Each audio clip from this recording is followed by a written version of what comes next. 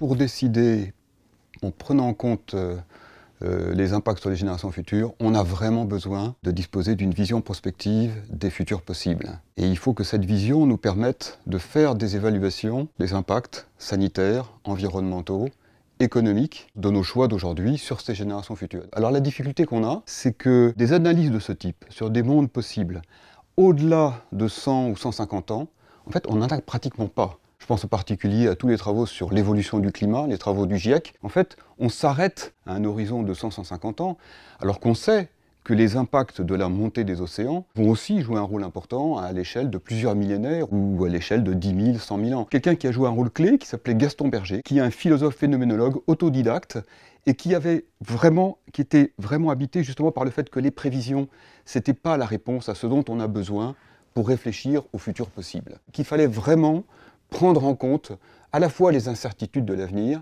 mais aussi les capacités des acteurs. Notre génération a décidé à faire des choix pour les générations futures lointaines, mais aussi tous les choix que vont être amenés à faire les générations intermédiaires. Donc c'est une chaîne de solidarité qui va aboutir à ce qui se passera dans 1000 ans ou 10 000 ans. Et donc c'est au fond autant faire des analyses des mondes possibles simplifiées, parce qu'on sait que là, il faut être modeste. Qu'est-ce qu'on sait de toutes ces incertitudes, de ces choix possibles des acteurs demain?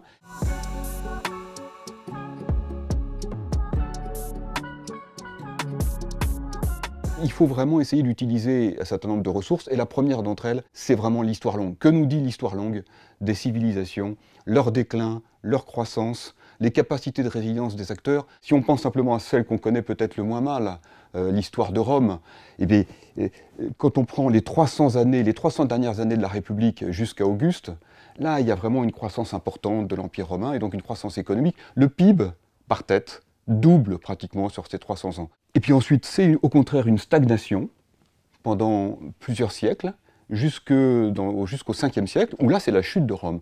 Et entre le 5e siècle et le 9e siècle, c'est un vrai déclin, parfois des effondrements dans certaines parties de l'Empire romain d'Occident, au fond. Hein. Quand on regarde cette histoire, on voit comment la petite révolution, la première renaissance du Moyen-Âge, la petite renaissance du Moyen-Âge, comme l'appelait Jean Gilpel, au 12e, 13e siècle, on va rejoindre le niveau de vie d'Auguste. Et on va le faire, d'ailleurs, en exploitant des potentialités inexplorées, laissées par l'Antiquité, dont l'Antiquité romaine, comme les moulins à eau, qui n'avaient pas été vraiment développés, et qui vont permettre au Moyen-Âge de redémarrer.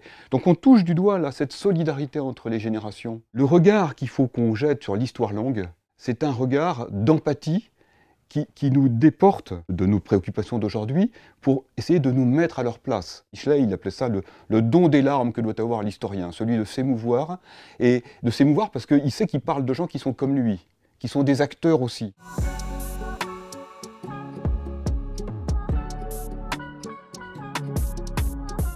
Plus les scénarios défavorables vont avoir des probabilités fortes à moyen terme, mais aussi à long terme, plus on sent qu'il va falloir investir davantage pour protéger les générations futures, qui vont être dans des situations plus difficiles, avec moins de moyens pour réagir. Et donc on sent le besoin d'avoir vraiment une grille d'analyse des risques en fonction de ces analyses prospectives, pour précisément essayer de mieux hiérarchiser ou de trouver des priorités pour que ça soit le plus efficace possible pour protéger ces générations futures.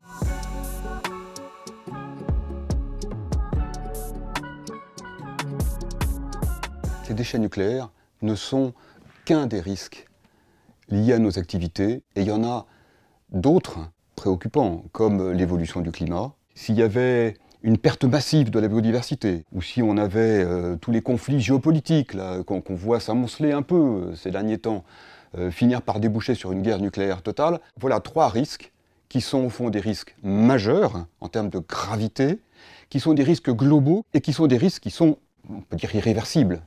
Une fois qu'on a eu ces risques-là, on voit que la planète ne sera plus comme avant.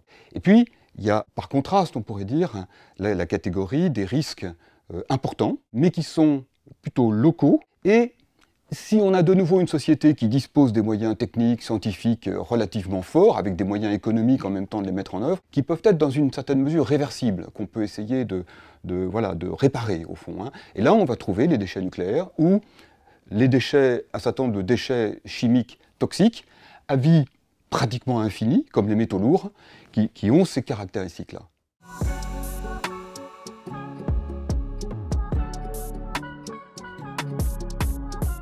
ce qui est vraiment très important pour la cohésion et la vie des sociétés humaines.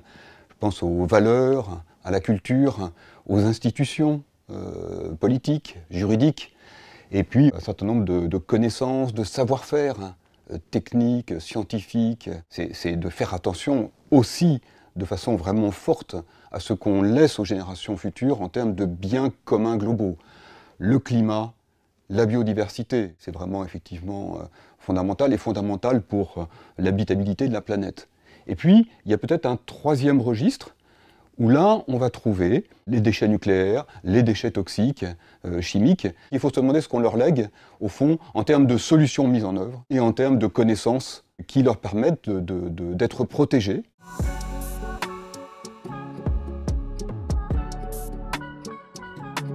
L'acteur central, c'est le citoyen, et je dirais l'acteur décisif qui doit avoir la main et le pilotage avec les citoyens, c'est le politique.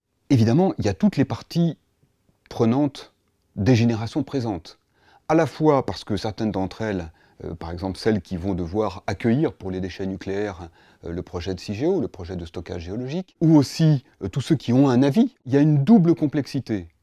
Il y a une complexité justement qui est liée au fait qu'il y a besoin de faire jouer ensemble des disciplines assez différentes, scientifiques, techniques, sanitaires, enfin médicales, biologiques, pour toute la partie multi-expertise plutôt sur les impacts des risques et les solutions. Et puis, il y a besoin aussi de pouvoir aider les citoyens, le politique, les parties prenantes, pour mieux structurer les débats qui vont porter plutôt sur les choix de société, au fond. Ce que je constate en regardant finalement ce qui s'est passé sur les déchets nucléaires, qui sont un peu pionniers dans cette affaire, c'est un exemple sur lequel les gens se sont posés tout cet ensemble de questions, plutôt avant les autres gros problèmes que j'évoquais.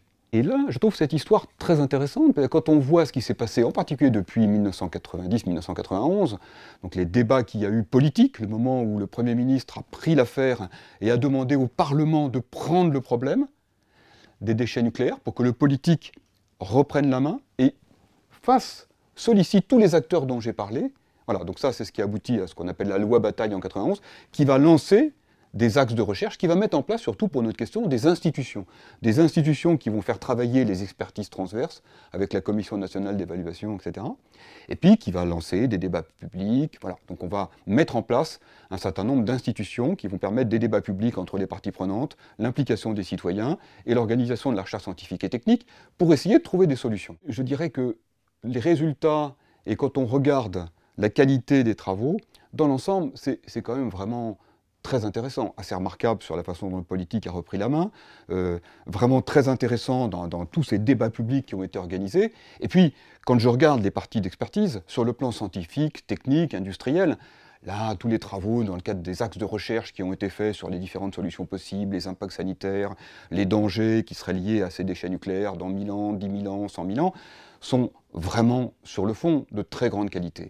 Là où je pense qu'il faut qu'on essaye de progresser, alors sur les déchets nucléaires, mais surtout, parce que là c'est déjà bien avancé, surtout pour les autres grands sujets globaux en fait, comme l'évolution du climat, la biodiversité, c'est vraiment d'essayer de ne pas être prisonnier de cette division du travail scientifique, industriel et technique d'un côté, et peut-être un peu d'une absence ou d'une insuffisante, je dirais, sollicitation des compétences du côté de la prospective, de l'éthique, et de l'histoire longue. Donc il faut qu'on essaye de mieux faire monter en puissance cette multi-expertise scientifique, technique, industrielle, sanitaire. Elle est déjà là, toutes les briques existent, mais il faudrait vraiment la faire travailler de façon beaucoup plus transverse pour répondre aux questions du citoyen. Je passe à côté d'un déchet de verre dans 100 ans, dans 1000 ans, dans 10 000 ans. Il y a un peu d'irradiation externe parce que c'est des produits radioactifs, avec un petit peu peut-être des résidus de rayons gamma ou des rayons X. Qu'est-ce qui m'arrive sur le plan de la santé? Les couches géologiques profondes, bon, est-ce qu'il y en a beaucoup au-delà de Bure, l'argile, du sel, du granit? En France, ailleurs aussi, est-ce que c'est rare ou c'est pas rare sur le plan technique? Puis après, est-ce que c'est acceptable, tout ça? Voilà, donc il y a une série de questions comme celle-là. En fait, il y a déjà tous les éléments sur les déchets nucléaires. C'est pas le cas dans d'autres secteurs et sur d'autres questions. Et ce qui manque quand même un peu partout, c'est la capacité à avoir, voilà, c'est ce travail des scientifiques, en ayant mis entre parenthèses, comme le veut l'esprit scientifique, leurs préjugés, leurs convictions, en essayant, tant que c'est possible, sur ces sujets délicats, voilà, de faire un vrai travail ensemble qui aboutit à pouvoir donner aux citoyens et aux politiques des éléments qui soient vraiment compréhensibles et sur lesquels il puisse y avoir une réaction des citoyens et du politique qui ont aussi leur mot à dire.